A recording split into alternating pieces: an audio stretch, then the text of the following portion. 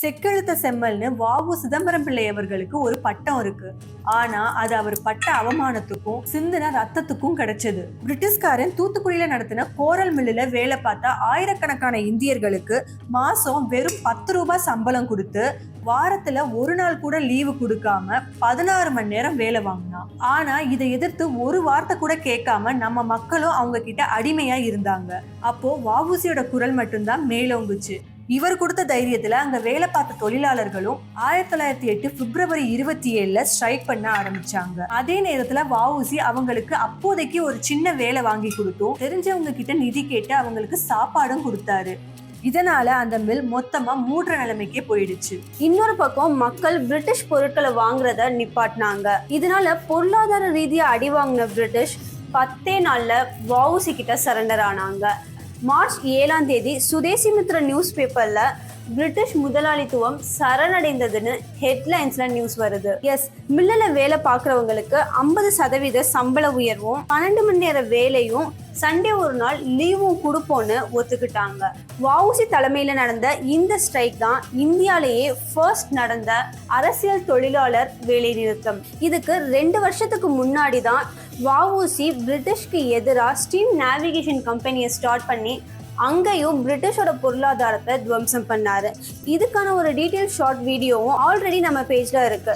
பார்க்காதவங்க நிச்சயமா போய் பாருங்க. 1908 மார்ச் 7ஆம் தேதி வ.உ.சியோட வழிக்கு வந்த பிரிட்டிஷ் கவர்மெண்ட் அதுல இருந்து 2 நாள்ல பொய்யா ஒரு தேச துரோக வழக்குல வ.உ.சியை அரெஸ்ட் பண்ணி 2 ஆயுள் தண்டனைன்னு 40 வருஷத்துக்கு கடுங்காவல் தண்டனை கொடுக்குது.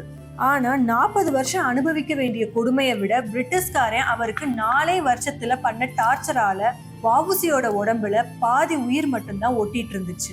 ஜெயில அவருக்கு சாப்பிட கிடைச்சது கல்லும் மண்ணும் கலந்த புளிச்சு போன கூழ் மட்டும்தான். நடுவுல ஒரு நாள் சோறு கேட்டதுக்காகவே அவரை 3 நாள் வரை பட்னி போட்டிருக்காங்க. அவருக்கு மொட்டை அடிச்சு சாக்கு துணியில தான் சட்டை தச்சு கொடுத்துருக்காங்க.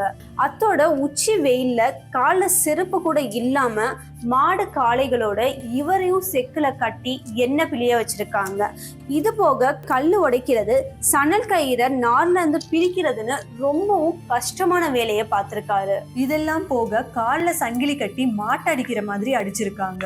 இதனால அவரோட கண்ணு மோசமா அஃபெக்ட் ஆகி உடம்பு ரொம்பவே வீக் ஆகுது. இதுக்கு மேல இவரை உள்ள வச்சிருந்தா எங்க இறந்து போயிருவாரோன்னு பயந்து 1912 டிசம்பர் 24 வ.உ.சியை ரிலீஸ் பண்றாங்க. ஆனா ஜெயிலுக்கு போறப்போ இவருக்காக போராடின மக்கள் கூட்டம் இப்ப இவருக்காக நிக்கல.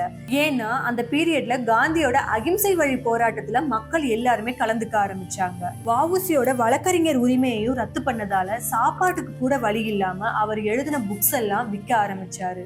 அதோட வீடு வீடா போய் மண்ணெண்ணையும் வித்திருக்காரு. அப்பையும் வ.உ.சியோட வறுமை தீரல. அண்ட் அவர் ஜெயில அனுபவிச்ச கொடுமைகளால அவரோட கண்ணும் வயிற்று பிரச்சனையும் மோசமாகி 1930 நவம்பர் 18 அவரோட 64வது வயசுல இறந்தும் போறாரு. நிறைய பேர் அவரு வறுமையில இறந்தாருன்னு சொல்லுவாங்க. ஆனா நான் அப்படி சொல்ல மாட்டேன்.